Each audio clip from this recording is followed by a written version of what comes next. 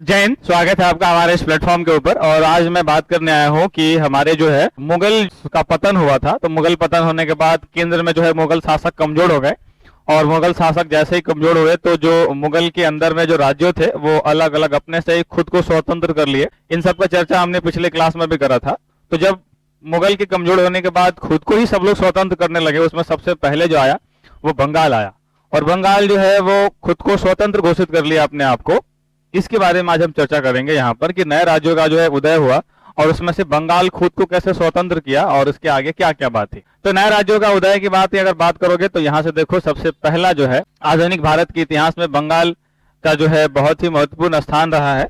और दरअसल जो है बात यह है कि जब ये मुगल के समय में चीजें चल रही थी उस वक्त जो है तत्कालीन बंगाल का जो है भौगोलिक स्थिति बहुत ही व्यापक रहा है। और उस समय न केवल बिहार, झारखंड, पश्चिम बंगाल, उड़ीसा बल्कि जो है वो बांग्लादेश भी शामिल था। मतलब बंगाल कोई छोटा मोटा एरिया नहीं था। आज का बंगाल देख लीजिए, आज का बिहार, आज का झारखंड और पूरा का पूरा बांग्लादेश ही बंगाल था। और उस वक्त जो है वो एक समय था कि मुगल काल जो है उस पर अपना नियंत्रण किए हुए थे। लेकिन जैसे ही केंद्र में शासक कमजोर हुआ, उन लोगों ने विरोध कर दिया और फिर हुआ ये कि एक तरह से बंगाल बहुत ही समृद्ध था, क्योंकि गहन स्तर पर जो है केवल कृषि कार्य होता था।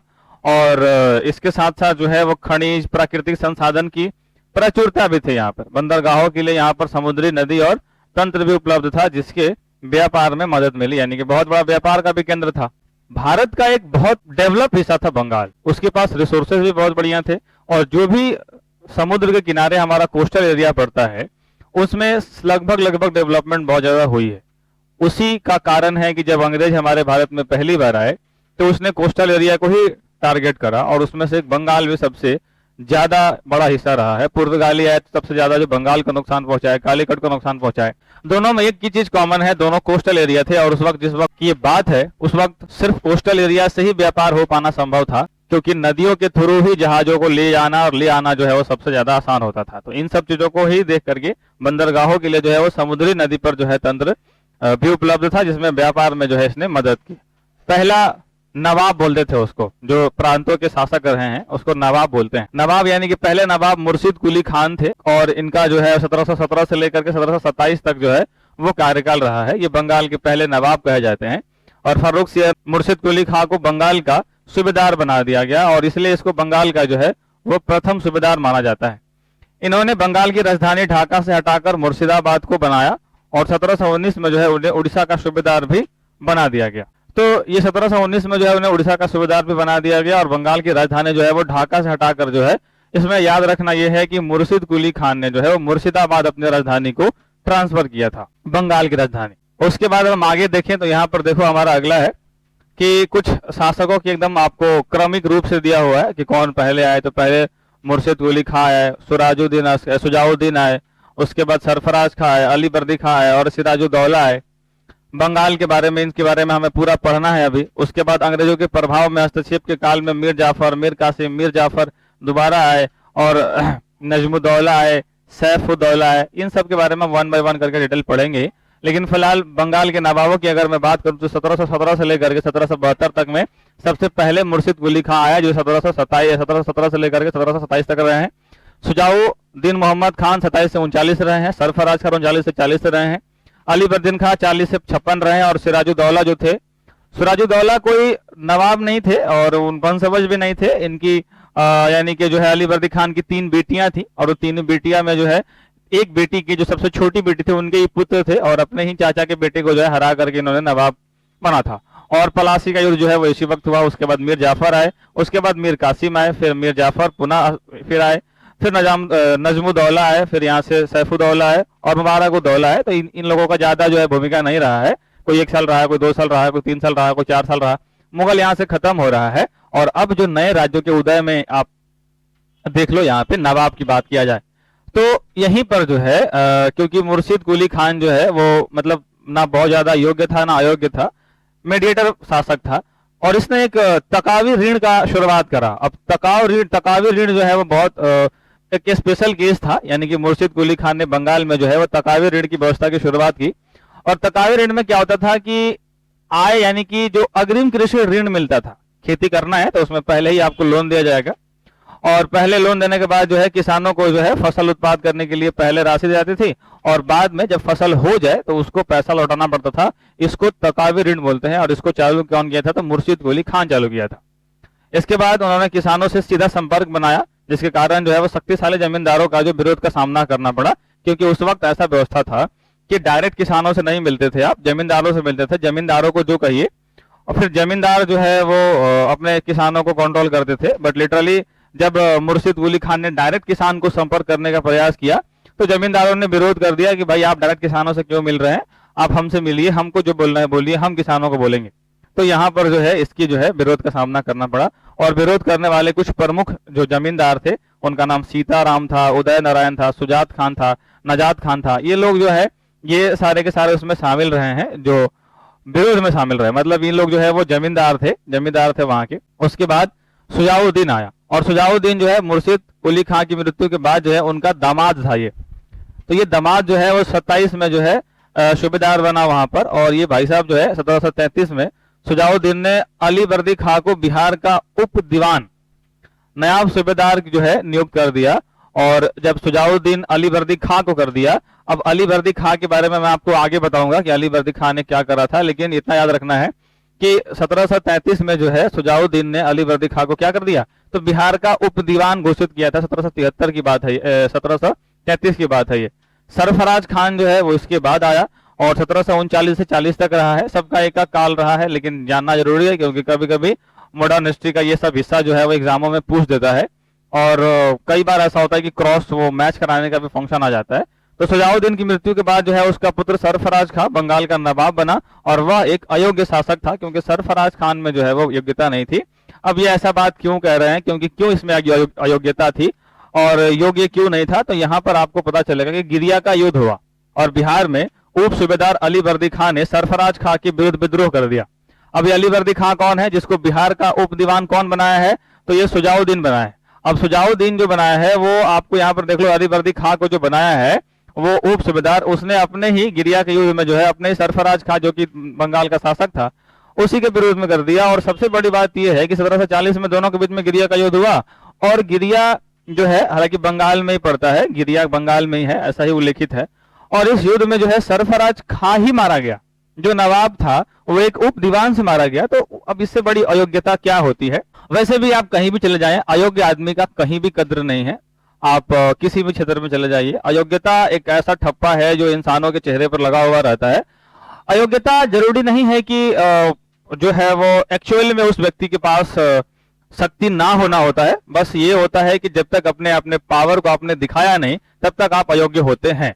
कई बार होता है कि आप अपने योग्यता को दिखाने में आप थोड़ा लंबा समय भी लग सकता है, और ये सरफराज खान जो है वो एक अयोग्य था, क्योंकि अलीवर्दी खान इसका विरोध करके इसको मार दिया। तो योग्यता और अयोग्यता की बात किया जाए तो अयोग्य आदमी का तो कोई भी कहीं भी रिस्पॉन्सिबिलिटी नहीं है। लेकिन अगर बात की जाए अयोग्यता खत्म करने की, तो एक समय लगता है और खत्म हो जाता है। अलीवर्दी खान की बात किया जाए तो 1740 से लेकर के 56 तक रहा है, और अलीवर्दी खान के शासन काल के जो है समक्ष मौजूद चुनौतियों को 3 प्रमुख चुनौती मिली। मतलब इसमें 3 चुनौती इनको अलीवर्दी खान को झेलना पड़ा। पहली बार की मैं जिनके बारे में बता रहा हूं वो बंगाल के शासक थे, ठीक है, बंगाल के शासक थे, और वहां पर एक मुगल शासक भी चल रहा था दिल्ली में। तो मुगलों ने इनके ऊपर बार बार इनको अटैक किया, परेशान किया। मोहम्मद शाह जो है वो मुगल बादशाह था, और अलीवर्दी खान ने मुगलों को जो है वो 2 करोड़ का नजराना भेज करके जो है वो शासन के लिए आधिकारिक सहमति प्राप्त कर ली। अगर ऐसा नहीं करता तो दिल्ली का जो शासक था वो इसको परेशान करता, क्योंकि उस वक्त मोहम्मद शाह था। भाई दिल्ली के अंदर अगर कोई भी अयोग्य शासक है तो फिर भी उसके पास असेट्स तो बहुत ज्यादा है, उसके पास पूरी दिल्ली की पावर है। अब किसी अयोग्य आदमी को आज भी हम प्रधानमंत्री बना दें तो ऐसा नहीं है कि उसके पास सारे असेट्स नहीं रहेंगे, उसका सही उपयोग करे, दुरुपयोग करे, उसको कुछ भी करे, लेकिन अगर अयोग्यता उसके अंदर रहेगी फिर भी वो अपने सारे असेट्स का इस्तेमाल कर ही लेगा। मोहम्मद साहब योग्य नहीं था, लेकिन उसको आधिकारिक रूप से लेने के लिए अलीवर्दी खान थोड़ा सा दिमाग से तेज आदमी था, तब जाकर के 16 साल टिक पाया था। 1740 से लेकर 1756 तक टिकना, वो भी बंगाल के नवाब के रूप में, अपने आप में चुनौती थी, क्योंकि मराठा भी उस वक्त उदय हो रहे थे और मराठा भी उनको छोड़ेंगे नहीं, मराठा भी बार बार अटैक कर रहे हैं। तो पहला बार मुगल के द्वारा किया गया और उसने 2 करोड़ रुपए नजराना दिया और आधिकारिक सहमति प्राप्त कर ली शासन के लिए। फिर दूसरा मराठा लोग आ गए। अब बंगाल जो है ना, मराठा भी चाहता था कि मैं अपना एक्सपेंड कर लूं, तो भाई जो है मराठाओं का बार बार हमला हो रहे थे बंगाल के ऊपर में। इसने सोचा कि यार रुको, इनको रोकने का भी कुछ विकल्प निकाला जाए।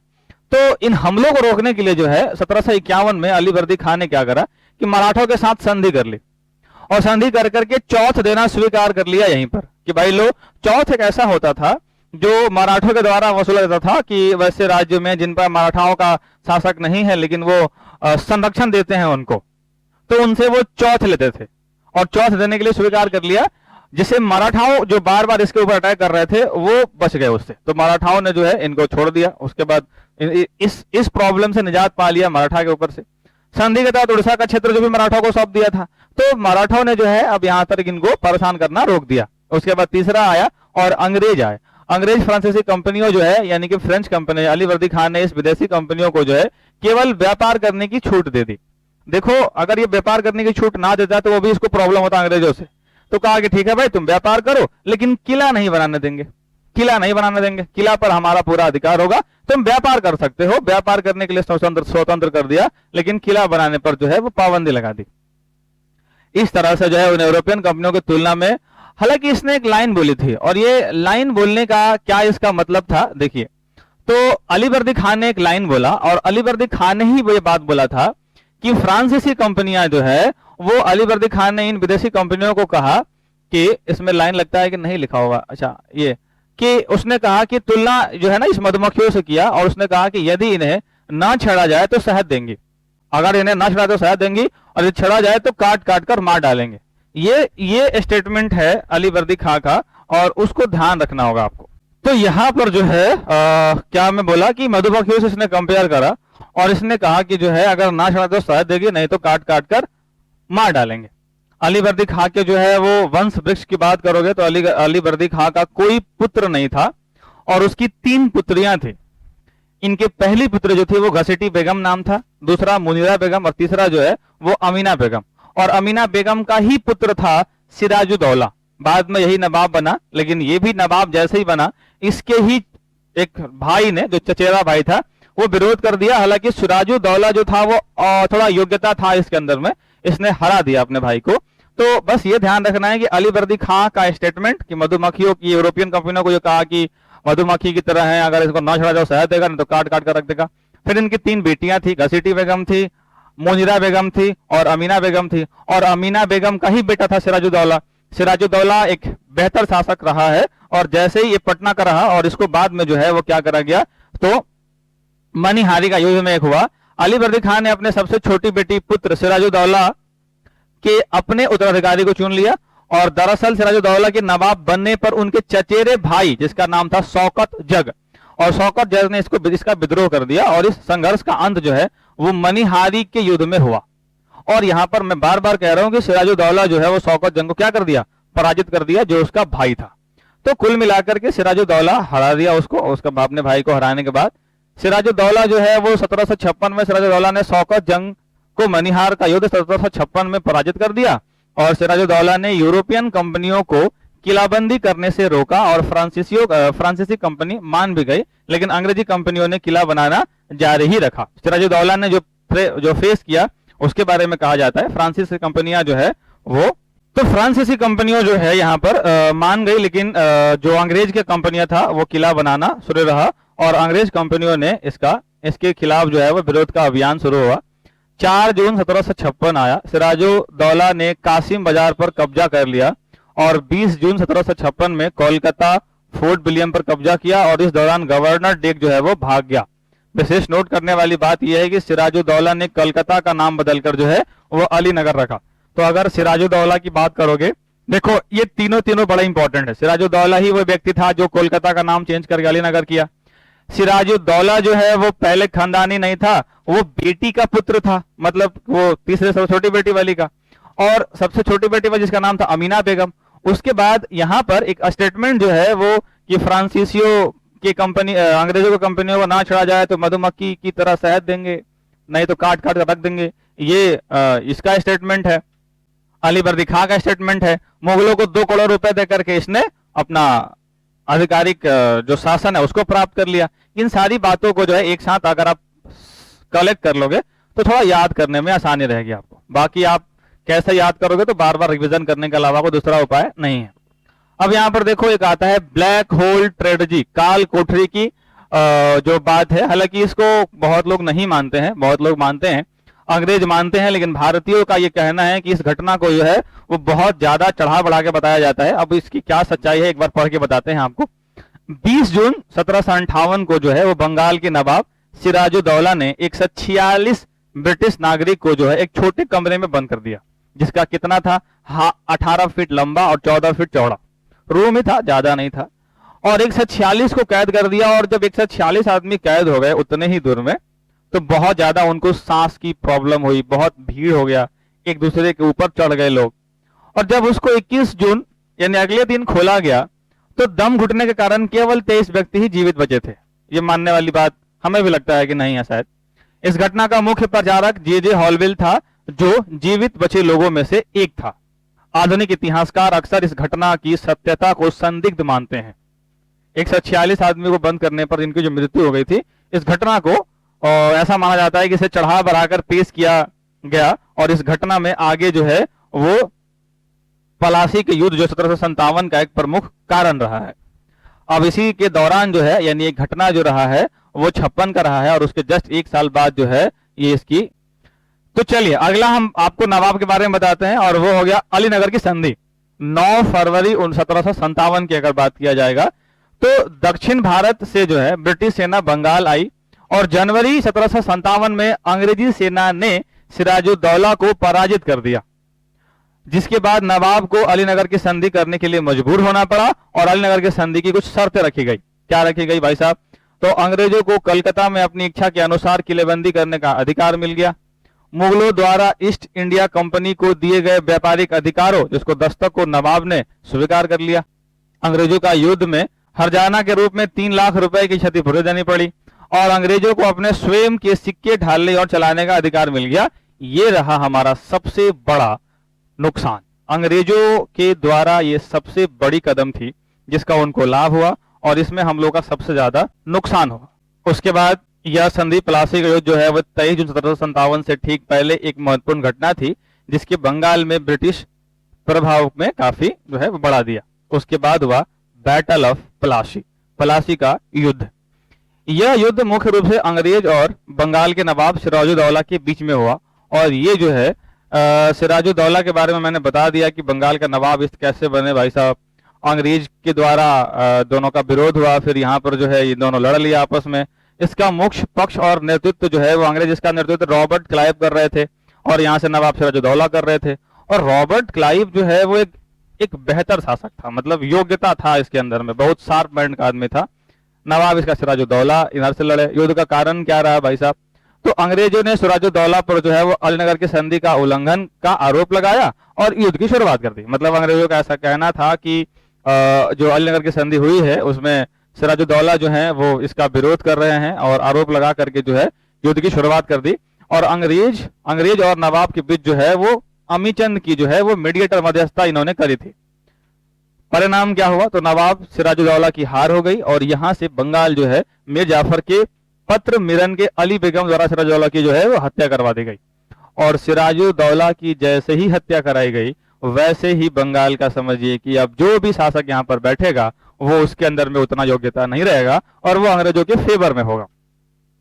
मीर जाफर 1757 से लेकर के 1760 तक रहा।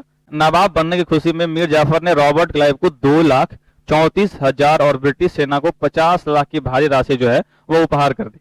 अब क्योंकि इसको ऐसा लग रहा था कि हमारे जो है क्योंकि हमको अंग्रेजों ने नवाब बनवाया है, उनकी मदद से बने हैं, तो ये शायद हमारे लिए बहुत बेहतर होंगे। यहीं से हुआ गलती। इसको ऐसा लगा कि अब हमारे जो है ब्रिटिश हमारे मित्र हो गए, दोस्त हो गए, और इसने जैसे ही बना नवाब ये खुश होकर के इतनी बड़ी रकम जो है उनको उपहार दे दी। उसने 24 परगना जिलों को भी अंग्रेज को सौंप दिया। ले भाई जिला भी दे दिया। मीर जाफर को कठपुतली नवाब और क्लाइव का गधा भी कहा जाता है, क्योंकि वो अंग्रेज के इशारे पर काम करता था।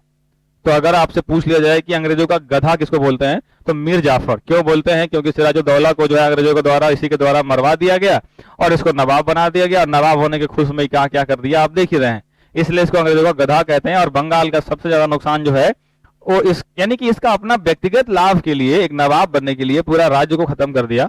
और 1760 में जो है वो जॉब रॉबर्ट क्लाइव लंदन वापस चला गया, तो मीर जाफर को बंगाल का जो है वो नवाब, तो मीर कासिम को जो है बंगाल का नया नवाब बना दिया गया। जब तक रॉबर्ट क्लाइव था तब तक इसको बंगाल का नवाब रखा गया, और रॉबर्ट क्लाइव हटा, छत्र छाया में गए, कहानी खत्म, जय हिंद जय भारत इसका हो गया। उसके बाद मीर कासिम आया, और मीर कासिम में आने के बाद 1760 से 1763 के बीच में रहा। मीर कासिम ने मिदनापुर, बर्धमान और चटगांव आदि जिले अंग्रेजों को सौंप दिए थे, और अंग्रेजों की दखल अंदाजी कम करने के लिए उसने निम्नलिखित कदम उठाए। क्या क्या उठाए थे भाई? तो अपनी राजधानी को मुर्शिदा से हटा करके मुंगेर ले गया। तो अब यहां पर याद रखना कि मीर कासिम ने जो है वो मुर्शिदाबाद से जो है वो मुंगेर ले गया। मुर्शिदाबाद जो है वो अभी मैंने बताया भाई कि जो मुर्शिद अली खां था वो ले गया था। उसके बाद यहाँ पर मीर कासिम ने मुर्शिदाबाद से क्या कर दिया? मुंगेर कर दिया। अपनी सेना को यूरोपीय पद्धति पर जो है प्रशिक्षित करना शुरू कर दिया। अब इससे ज्यादा नुकसान क्या हो सकता है? बंगाल के पास जो पावर थी अब वो अंग्रेजों के द्वारा दी जा रही थी। बंगाल के सेना के पास जो ट्रेनिंग थी वो अंग्रेजों के द्वारा दी जा रही थी। तो यहाँ से जो है वो पद्धति का प्रशिक्षण शुरू हुआ, और भारतीय व्यापारियों को भी मुफ्त व्यापार करने की अनुमति दी, ताकि अंग्रेजों के समान अवसर इसमें मिल सके।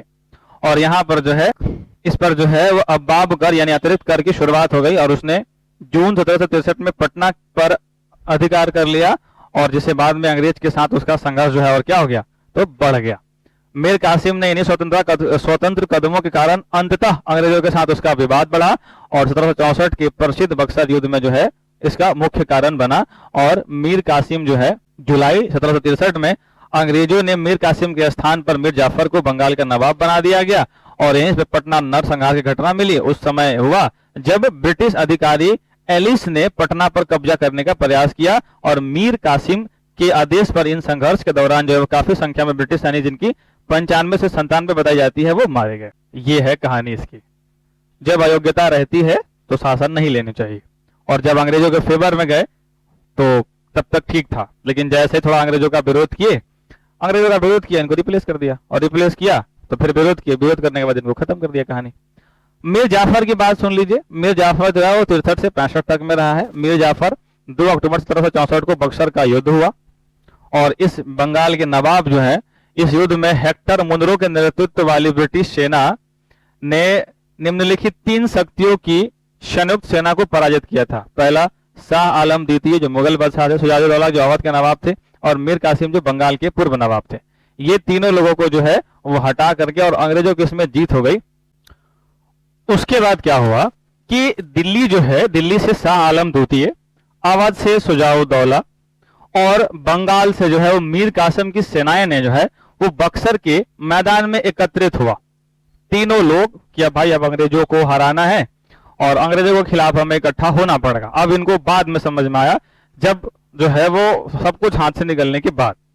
उल्लेख ये है कि बक्सर के जो है वो बंगाल का नवाब मीर जाफर और बंगाल का गवर्नर जो है वो वेंस्टेटार्ट भी था, लेकिन बात सिर्फ इतना थी कि अंग्रेजों की महत्वपूर्ण जीत हो गई और बक्सर का युद्ध में जो है इन सबको हरा दिया गया।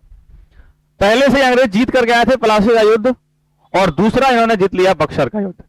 और जब बक्सर का युद्ध जीत लिया तो अंग्रेजों का अब पक्ष जो है वो भारत के ऊपर भारी पड़ गया, क्योंकि दिल्ली पर तो अभी भी कोई नहीं था, लेकिन बंगाल के ऊपर जो है इनका कंप्लीट नियंत्रण यहां से हो चुका था। और बंगाल एक बहुत बड़ा एरिया था, और दिल्ली में भी कोई ऐसा मजबूत शासक नहीं था जो इन लोगों को हरा पाए।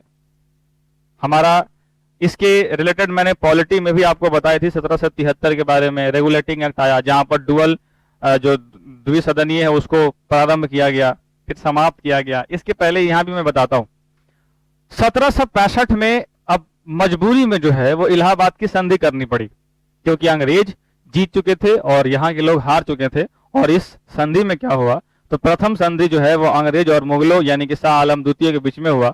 ये दीवानी अधिकार, अंग्रेजों को बंगाल, बिहार, उड़ीसा की दीवानी राजस्व वसूलने का अधिकार मिल गया। अंग्रेजों ने और ज्यादा यहाँ पर हासिल कर ली, क्योंकि अब जो कर था वो अंग्रेजों के द्वारा वसूलते थे।